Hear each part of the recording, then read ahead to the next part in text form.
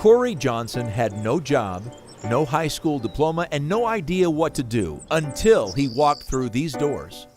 Job Corps was very important to me because it gave me the opportunity to walk a new path. I think Job Corps works for those that come to use it as a stepping stone for their future plans. All right, what we got here is what's... Corey says getting his education and training at the Philadelphia Job Corps Life Science Institute was hard work, but the positive attitude on center helped. Congratulations. Great job, young brother. All the staff treated me very kindly, and they always gave me the same respect I gave to them.